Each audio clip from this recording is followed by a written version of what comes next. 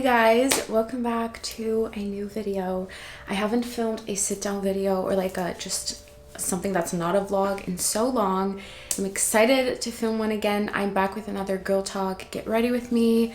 I already did my hair, but I'm gonna be doing my makeup on camera and answering the questions you send in. I posted on my Instagram story, I think 2 days ago, that I was filming this, and I haven't really looked at anything that was sent in because I wanted to just kind of be surprised. As always, there might be some repeats from last videos, like questions that I've already answered, and I'll just answer again because I feel like every time I film this, some of my opinions change, I learn new things, and I answer things differently. So I'm just gonna answer them the way that I'm thinking right now. I'm just popping in here because we have an amazing sponsor for this video. I want to introduce this brand to you, which is Lilo. Lilo is a brand that makes and sells sex toys. When they reached out to me, I was very excited because you guys know that these videos usually get demonetized because of the things I talk about. I've talked about it in other girl talks as well, that I find masturbation and just exploring your own body very important. I think it's a conversation that needs to be more normalized, and I'm here to, I guess, open up that conversation. For today, I'm showing you the Sela. So Sela is actually a perfect vibrator to kind of use when you're just starting out, when you're a beginner. I am not. But I do have to say that even though I'm not a beginner, I do really enjoy this one. I love their sleek designs. I love the twist that they put on like a regular sex toy. Some of them can be very intimidating when you're starting out. It's very, I guess, discreet. Like, I don't think you would necessarily say this is a sex toy if you didn't know. And I think they're like the perfect brand to look at when you are starting out, you want to get your first sex toy, or if you're more advanced and you just want to buy more and add some to your collection. This specific toy fits like a wide range of shapes and sizes, so you don't ever have to worry about like, will this fit me? Will this work for me? This pretty much will work for everyone. It's made with extra soft and body safe silicone. It has 8 pleasure settings and it's also waterproof, so you can use this in the shower if you want. And something that's also cool, because it's a flat design, it can fit in between your thighs, so you don't even necessarily have to use your hands, which is great if you're like lazy or tired, or you know. I will be leaving a link down below where you can check out Lilo. They actually have a discount going on right now on Sela, but also on some of their other toys. So if you don't necessarily want to get this one, you can check out the other ones. And their website has so much information on it. Like, every toy has a description, how to use it, how to clean it, and all of that, which I think is very important. And I think everyone should know at least how to use a toy if they do get one. So yeah, I'm gonna leave a link down below. Thank you so much to Lilo for partnering with me on this video, and let's go ahead and get into the girl talk questions. I'm not sure what I'm gonna be doing makeup wise. I think I'm gonna keep it quite neutral because I want to shoot some photos. So the first thing that was sent in, oh god, this one kind of, okay, it says, is ghosting someone okay, or does everyone deserve an explanation? I feel like a couple months ago I would have been like, ghosting is so rude, like don't do that. But I have been guilty of ghosting recently. There's been like a few occasions where someone was like interested in me and I was kind of interested, and then I was kind of like, something happened and it turned me off and I just like ghosted. Is it okay? Probably not. But sometimes, like, I personally hate conflict and I'd rather just like avoid it at all times. So I feel like, I mean, it doesn't make it okay, but I am guilty of ghosting. You shouldn't, but sometimes it's really hard. I don't know. Like, obviously getting ghosted fucking sucks. I mean, I've gotten ghosted before, so I know what it feels like. But also sometimes, like, if you're just not that interested in someone, sometimes you also don't really care to give them an explanation. And to be honest, I don't think you need to give everyone an explanation. I mean, do they deserve it? I'm sure they do, but you're not obligated. And like, at the end of the day, you need to do what feels good for you. I mean, if you want to be a good person, don't ghost someone. But I think we're all a little bit guilty of, you know, doing that sometimes. What I've realized, and it's like not really part of the question, but I realized that I would love to be in a relationship. Definitely want to meet my person, or that person, or whoever. I want to just meet someone. But whenever like someone crosses my path, I'm like a little bit interested, and then something happens, I get turned off really fast. I don't know why. Like, the smallest things can turn me off. And like, I also think it's a little bit because I'm like scared of committing.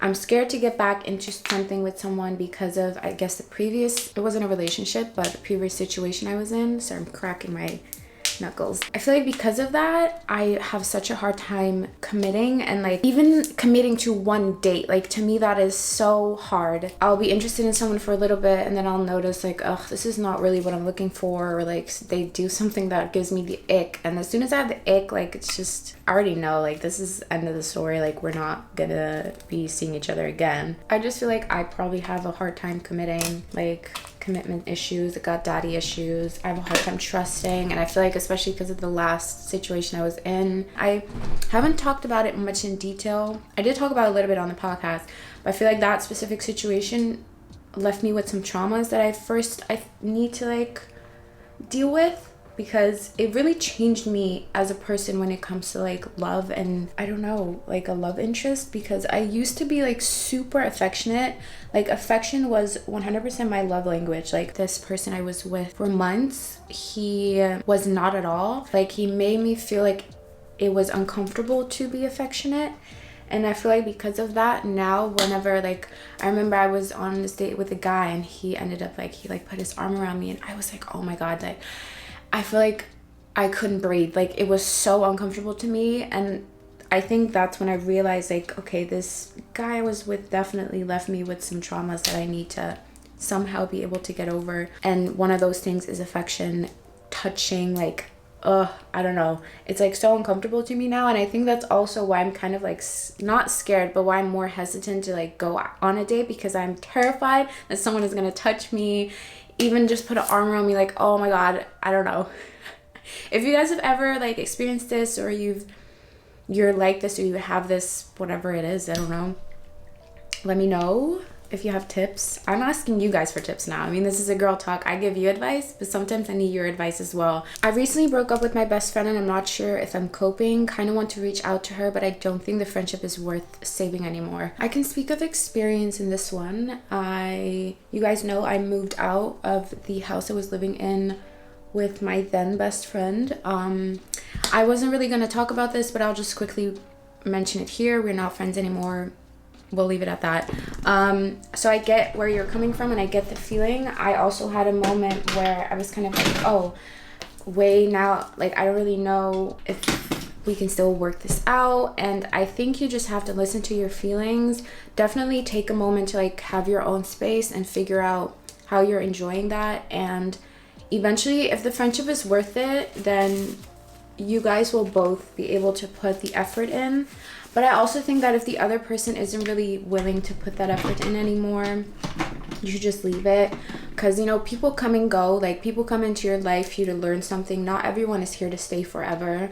And that's a lesson that I learned this past, like, I don't know, past couple months. Everyone continues to change.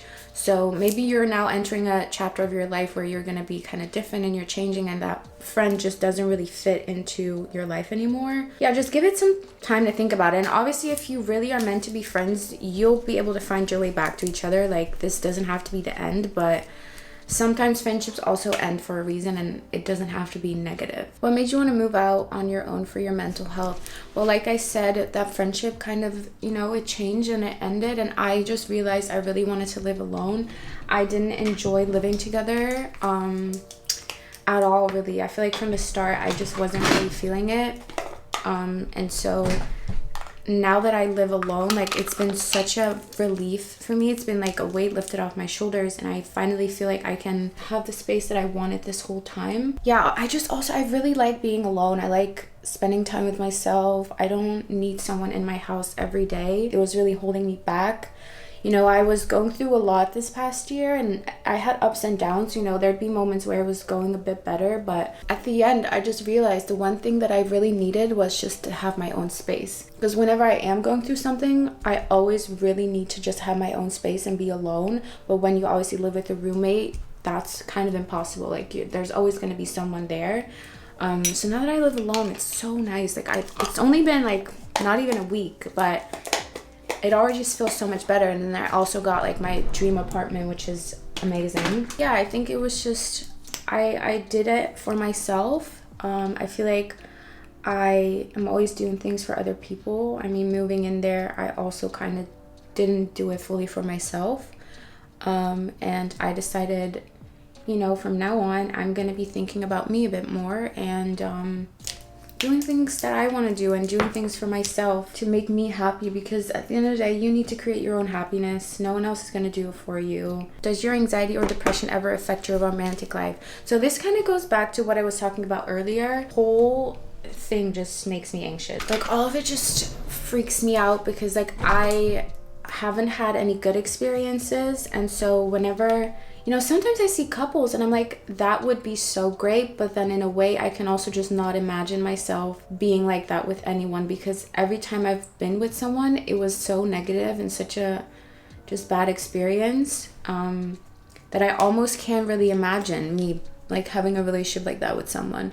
So I do feel like that's like my anxiety also, you know, like overthinking it. And I don't have depression anymore. I mean, sometimes I have seasonal depression, but I wouldn't consider myself having depression. I don't think so. I have had it in the past, but I definitely don't anymore. But I still have anxiety, and anxiety, I mean, it affects everything in my life, but I think mostly my like romantic life for sure. And I'm still not really sure how to cope. Like I said, I'm really struggling to kind of figure out how to... Oh, my mom's calling me. Yeah. Okay, so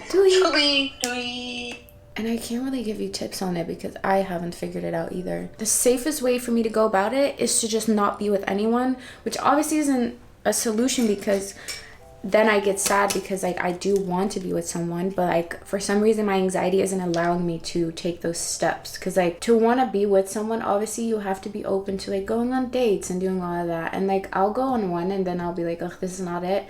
And then if anyone else asks me out, I just won't go. Like, it's so stupid unless I'm really into them, which just doesn't happen very often. And like I said, I get turned off so fast. Like, they can say one thing and I'll just be like, okay, never mind, and I'll just ghost them, which is so stupid because obviously there could be someone out there that would be like great for me, but I've already ghosted them because of one thing, and then I'm just kind of like, oh, this is not gonna work out. Make it make sense. I don't know. Is it okay to have sex on a first date? I mean, if you want to do that, I would say go for it. Like, I don't think there's any rules. I wouldn't personally do it myself just because like I don't have sex that fast anyways. Like, I need to feel really comfortable with someone to do that. But if you want to do that, go ahead. Like, who cares? And I don't necessarily think that if you have sex on the first date that it's not gonna like work out. Obviously it depends on the person and the way that it goes, but I mean, having sex goes both ways. Like, it's not, you're not having sex alone, you know? The other person also decides to have sex with you. And I mean, I would keep in mind that, you know, it could end up potentially just being a hookup or like a one-night stand. So I would try to avoid it if you're looking for something serious. But if you're just in the moment and you just want to have fun, then go have sex, girl. Who cares? I mean, I already get the ick before the first date, so I don't see myself having sex right away. Would you take it personal if your close friends didn't come for your birthday? Yes. Because what the fuck? Why would you not come to someone's birthday? Unless you have a really fucking good reason, I think I would take that personal, yeah. Why would you not want to be at someone's birthday? I mean, if it's just a friend, it's different. But I feel like with close friends, like, definitely that would make me upset. But the only thing you can do is just, like, talk about it with them. Like, it depends on the reason, obviously. But I do feel like if they're your real friends, they would make sure they're there. That may, you know? Like, not showing up for a birthday, kind of shady. Tips for staying sane while on birth control. Girl, honestly, like, I decided to just fully skip birth control. I don't think I'll ever get on birth control again. It just has never worked for me. The pill makes me depressed, makes me binge and gain weight and feel like shit. And then the copper IUD was so awful for me. So, I mean, I know there's other options. I just don't like the idea of putting anything hormonal in my body anymore.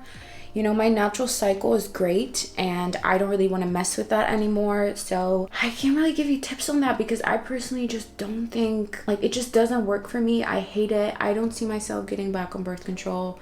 So I don't think I can give you the proper tips, but I would definitely say try and find a birth control that works for you. And if nothing works for you, it's okay to not be on birth control. Like, there's condoms, you know, it doesn't always have to be the woman's job to use something. And like, you know, you can also just not be on birth control, and if you're having sex, just make sure you use condoms. Why can't men be on birth control? Like, literally, I'm sick of it. It's always like, oh, we have to like take something, and 9 times out of 10 it fucks up your whole body and your hormones and everything. I don't understand. How to know if you like someone or like the idea of them. This is a good one because I go through this all the time. There's a lot of people that I'm like, oh, you're cute, I like you, but do you actually like them or do you like the idea of them? I think the main thing you need to ask yourself is, what is my relationship like with this person?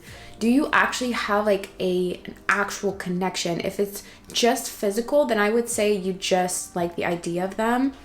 Or if you're like imagining scenarios in your head that haven't really happened, I would say you like the idea of them. But if you actually have like a really good connection with them, and when you're with them, like you have a special something, then you could actually like, I would feel like maybe you actually like them. Do we actually have something going on, or do I just like the thought of him or her or them? And I just like the way they look, or, you know, like whatever it is, or like the way they do something. In that case, I like the idea of a lot of people, you know? There's a lot of people that I like that, but actually having like a connection and liking someone, that's like goes a lot deeper in my opinion. What's the most crucial thing for a healthy relationship? Probably communication and trust, if I have to like just name 2 things. I mean, there's obviously a lot more, but I think those 2 are really important for your relationship to work out in the first place. I feel like if you don't have trust and you can't communicate, then it's just not gonna go anywhere.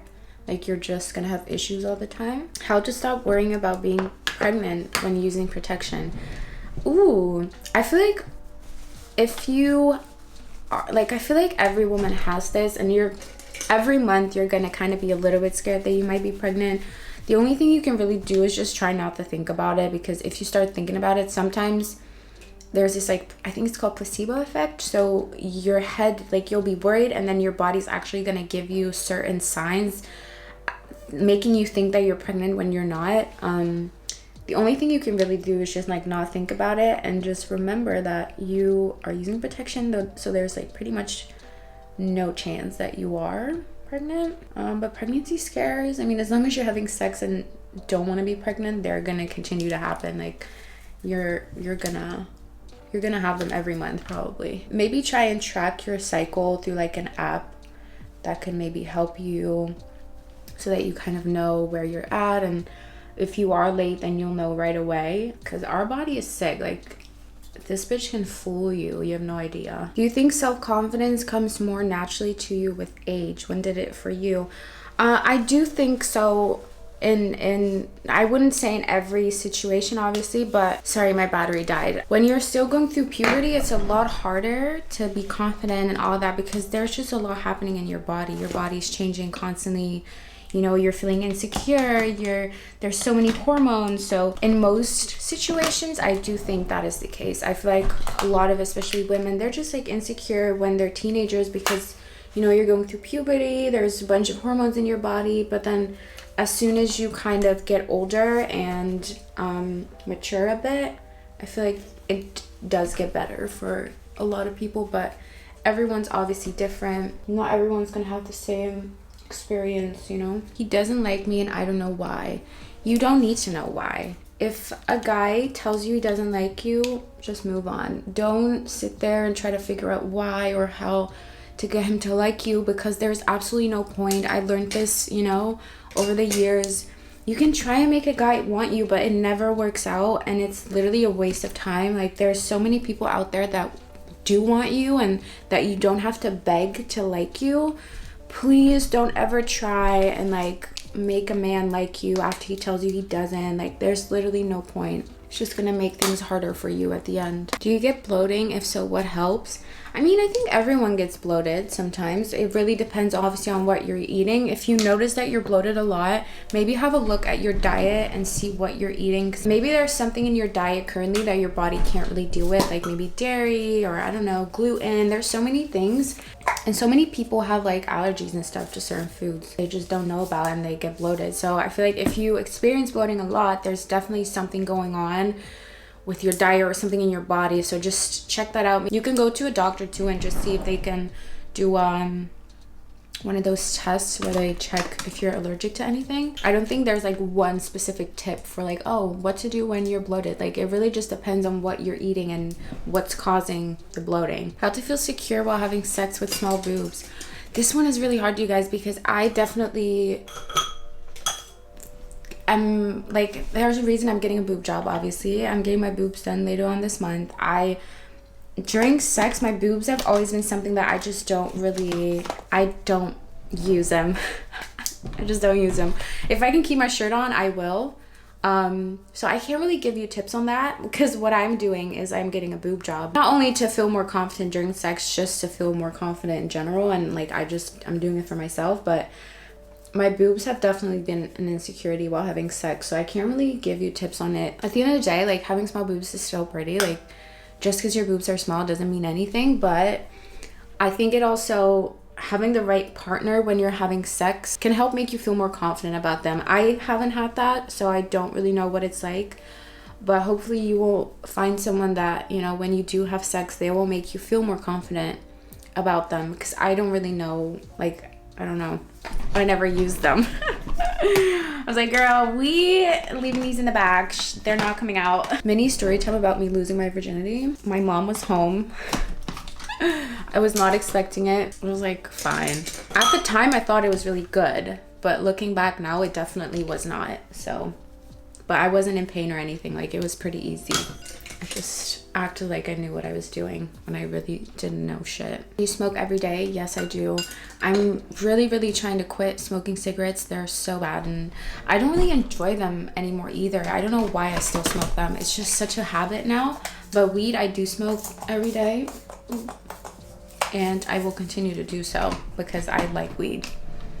I think as long as you use it, you know, responsibly, it's all good.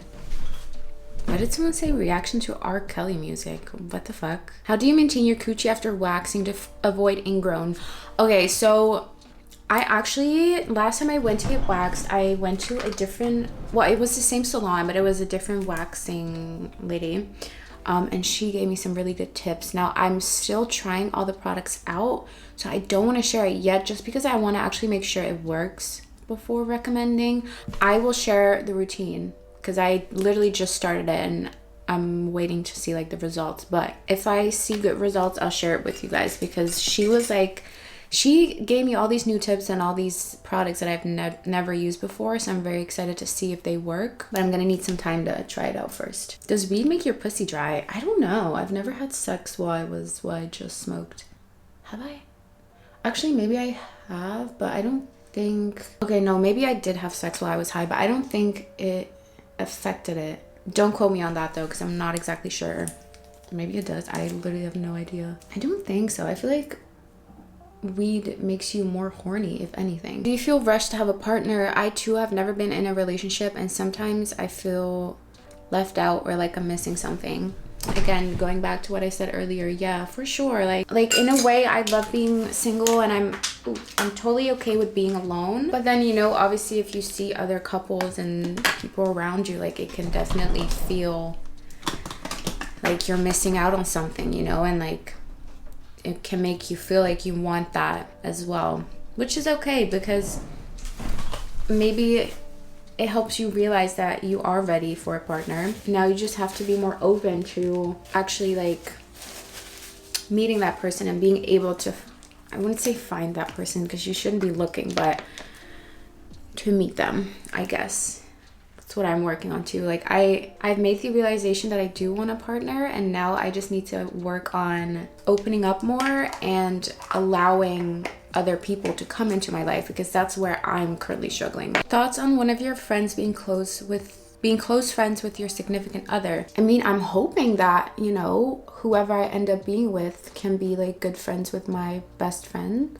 But I mean, obviously, I think as long as they know the boundaries, there shouldn't be an issue. I think that's only good, you know. But would I be like open to them like hanging out without me? No, let's not do that. I mean, if they met before me, then it's a different thing, you know. If they met because of me, then they don't have to be hanging out like one-on-one, in my opinion. But it really just depends on the situation and what kind of friend it is. Like, I don't think I can really judge it just by like this scenario of like, oh, your friend is close with your significant other. It really depends on the situation, because there can be a lot of different factors to it. But let's say it's just your friend, they met through you because you're dating. I hope they would be good friends, but I wouldn't want them to necessarily start like hanging out without me, because we're not doing that.